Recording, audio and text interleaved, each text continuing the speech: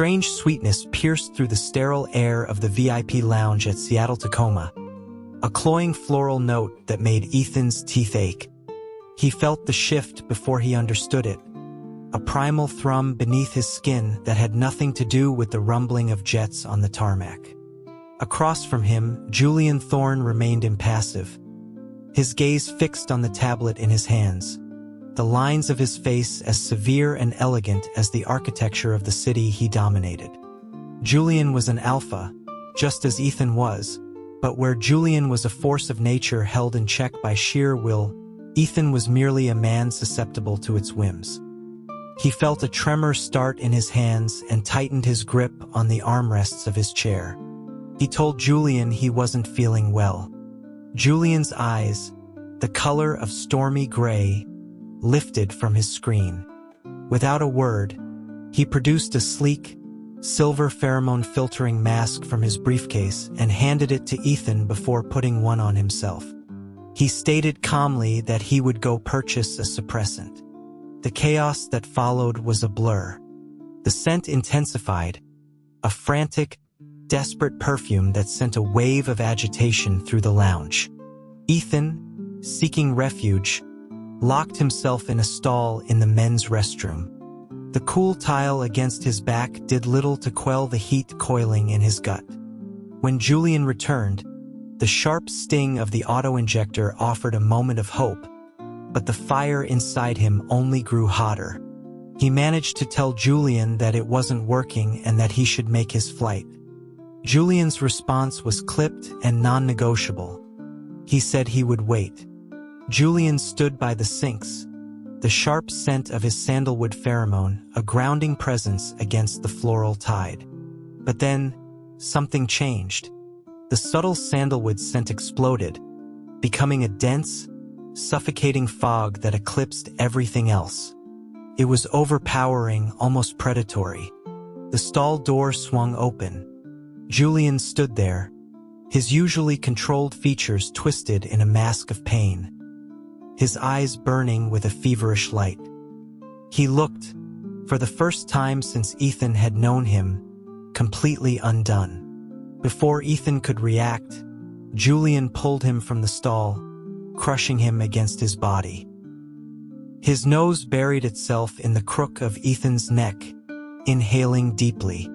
A rough hand tore at the collar of his shirt, a thumb pressing hard against the sensitive gland on his nape. Then came the teeth, a sharp, piercing pain that shot through his entire nervous system as Julian's pheromones flooded him, a brutal and absolute claiming. He was being marked. An alpha, being marked by another alpha. The sheer impossibility of it was lost in a wave of pain and a strange, terrifying ecstasy. His body went limp, supported only by the man who was rewriting his very biology against the cold porcelain of the airport sinks. He awoke to the smell of antiseptic and the muted hum of machinery.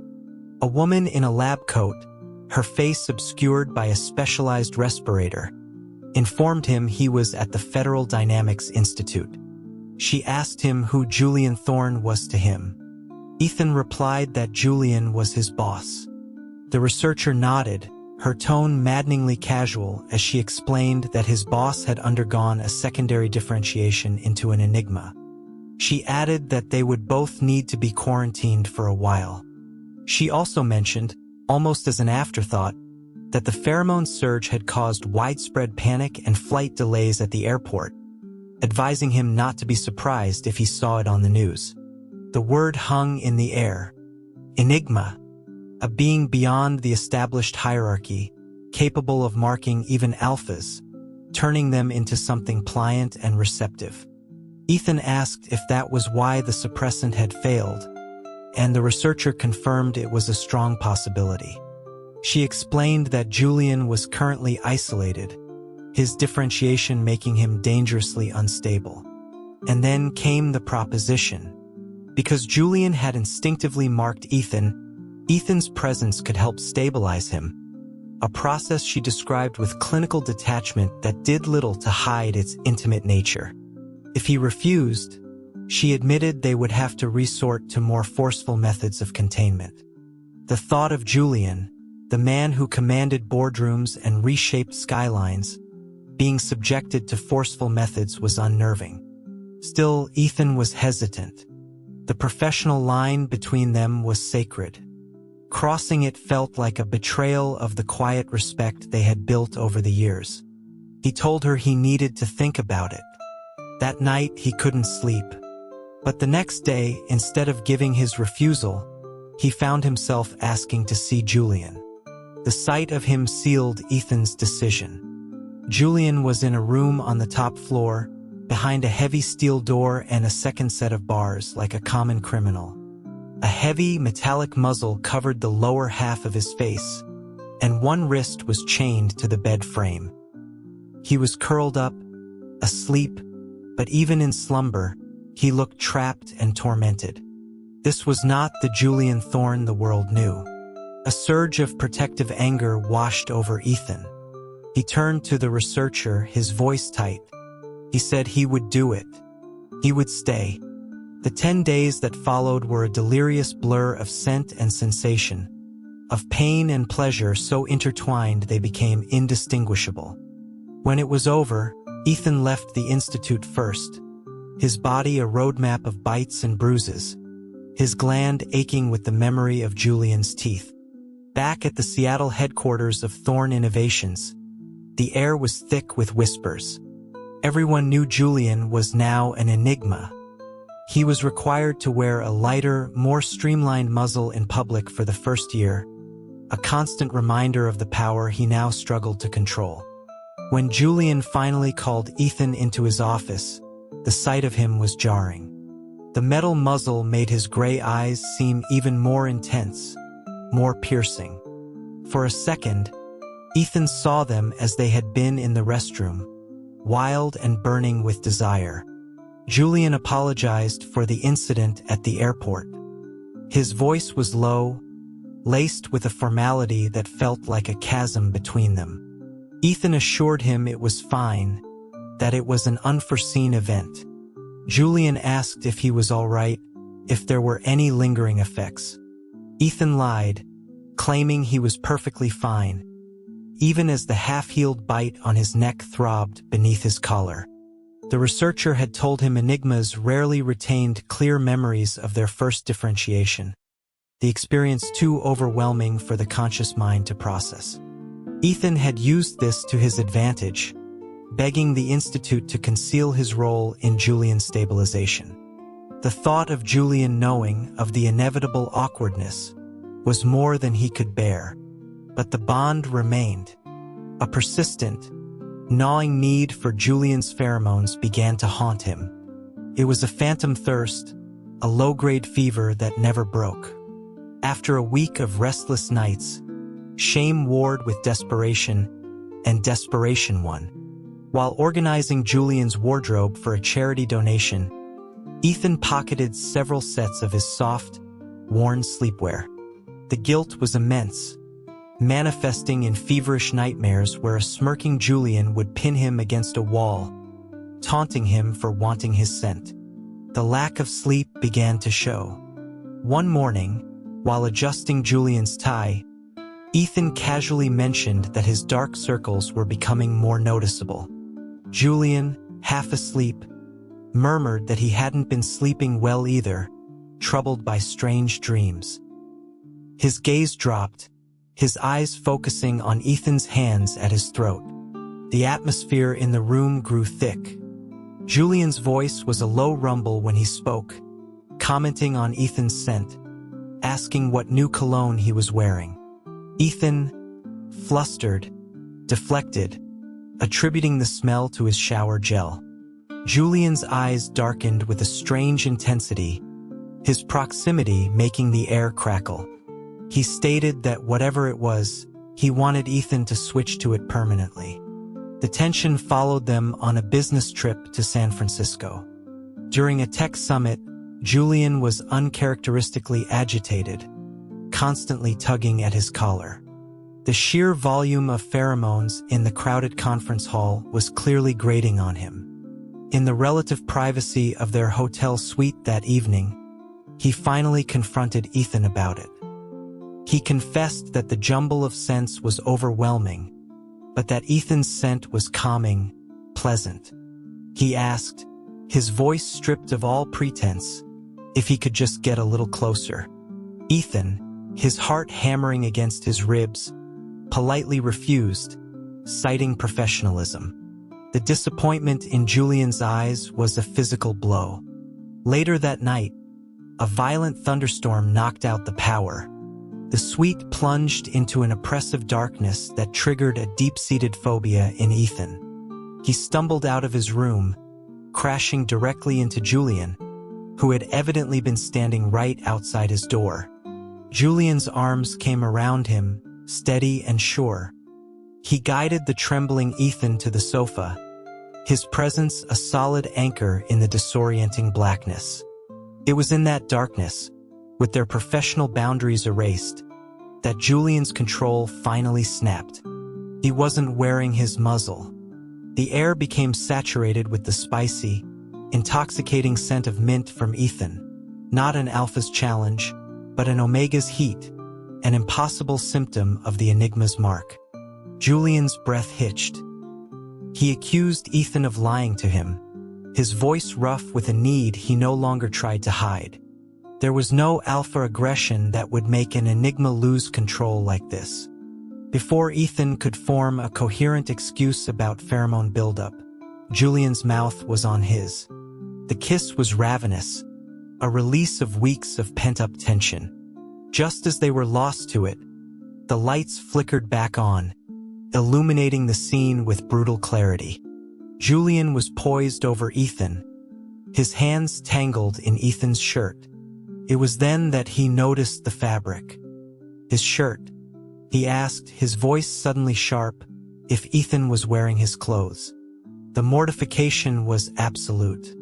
Ethan, unable to lie, confessed in a small voice that he needed his pheromones, a consequence of the airport. The admission, raw and vulnerable, broke the last of Julian's restraint. He didn't question it further. Instead, he simply lifted Ethan into his arms and carried him into the bedroom. The next morning, Ethan woke early. He slipped back into his own room, dressed in his crisp suit, and re-entered Julian's room in his usual role, the efficient assistant. He woke Julian, reminded him of their flight, and began packing. The professional mask was firmly back in place. When Julian asked why he wasn't sleeping in, Ethan replied coolly that the previous night had been an accident, and that he would forget it ever happened. The look on Julian's face was thunderous. He turned the word back on Ethan, his voice dripping with sarcasm, remarking that he seemed to have a lot of accidents. The chill between them was arctic on their return to Seattle. A few days later, Julian's anger reached a new peak. He cornered Ethan in his office, his voice laced with disgust, demanding to know if he had any self-respect. He pointed out Ethan's suit, which was slightly too tight across the shoulders. He sneered, asking if he was so desperate for sex that he couldn't even make it home to change clothes after a one-night stand. The accusation was so far from the truth it left Ethan speechless. He had spent the night at a friend's place after the friend's messy breakup, and had borrowed the ill-fitting suit that morning. But trying to explain felt futile. He simply apologized for letting his personal life affect his work. The final straw came when Ethan, standing outside Julian's office, overheard him on the phone with the VP of Operations. Julian's voice was calm and decisive as he spoke about the necessity of bringing in a new assistant. The words hit Ethan like a physical blow. He had been so careful to maintain the boundary, and the one time it had been irrevocably shattered, he was being discarded.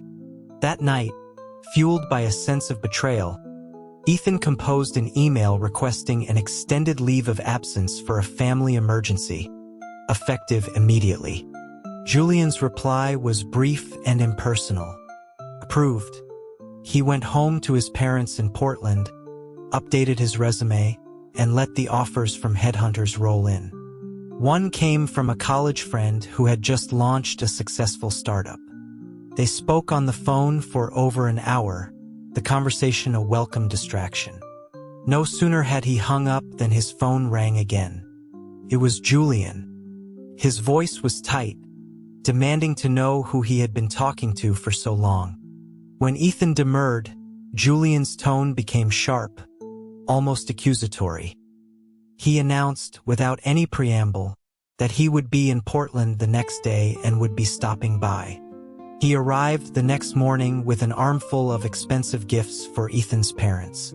The visit was awkward, made infinitely more so when Ethan's mother, oblivious to the simmering tension, announced she had invited someone for dinner. Leo, Ethan's high school crush. The meal was an exercise in torture. Ethan's mother reminisced loudly about his teenage infatuation, much to Julian's visible displeasure. Leo, now a beautiful Omega, seemed genuinely happy to reconnect, suggesting they all go out to a bar later with some old high school friends. Julian, his jaw tight, insisted on driving them. At the bar, fueled by alcohol and nostalgia, their former classmates began chanting for Ethan to kiss Leo. Caught in the moment, flush with drink and confusion, Ethan found himself staring as Leo leaned in, his eyes closed in anticipation. Just as their lips were about to meet, a hand clamped down on Ethan's arm, yanking him backward. His lips collided with the cold metal of Julian's muzzle. Julian's arm snaked around his waist, a possessive, unyielding band of steel. He informed the stunned crowd that Ethan was drunk and that he was taking him home. In the cool, quiet alley behind the bar, the alcohol and adrenaline surged through Ethan. He slammed Julian against the brick wall, ripped the muzzle from his face, and kissed him with a desperate, angry passion. He woke in an unfamiliar hotel room with a pounding headache and a body that ached in a way that had nothing to do with the hangover. Vague, humiliating memories surfaced. Of him, crying, clinging to Julian, confessing everything, the quarantine, his secret dependency, his heartbreak over being fired. Mortified, he scrambled out of bed, intent on escape, only to stub his toe viciously on the bed frame. A sharp cry of pain brought Julian out of the bathroom, a towel slung low on his hips. Seeing Ethan on the floor, his expression shifted from anger to alarm. He knelt, examining the bleeding toe, his voice a low growl as he asked if Ethan was that desperate to run away from him again. While Julian was out buying bandages, Ethan's mother called, furious about how he had treated Leo. In the middle of her tirade, she switched gears, sighing that if he and that enigma were serious, he should bring him home for a proper dinner. Julian returned and overheard the last part. As he knelt to dress Ethan's wound, he looked up, his gray eyes piercing. He asked if Ethan was going to abandon him again. The sheer absurdity of the accusation, after everything, left Ethan stunned. Julian's voice was low and serious. He said that a person doesn't walk away after sleeping with someone they love. The last 3 words hung between them. When Ethan, flustered, tried to dismiss it as a side effect of the temporary bond, Julian cut him off. He simply asked if Ethan didn't love him back. It was a question Ethan couldn't lie about.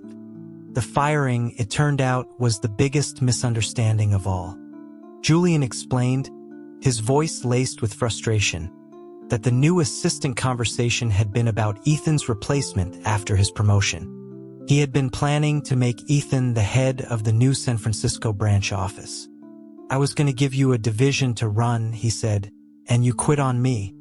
You made me think I was about to lose the best employee I've ever had, right after I realized I couldn't lose the man I was in love with. Months later, in his spacious corner office overlooking the San Francisco Bay, Ethan finalized his quarterly report. The door opened and Julian walked in, ostensibly for a formal review. The meeting was professional, the praise for Ethan's performance genuine. But after the door was locked, Julian pushed him back against his desk. The polished would cool against his skin. Julian, still wearing his formal suit and the now familiar muzzle, leaned in close. His voice was a low murmur, asking if the branch manager had reflected on his recent attitude toward his CEO. Ethan smirked. He reached out not to remove the muzzle, but to unknot his own silk tie. He pushed Julian back into the large executive chair, and with slow, deliberate movements, used the tie to bind Julian's wrists to the armrests. The balance of power, it seemed, was always up for negotiation.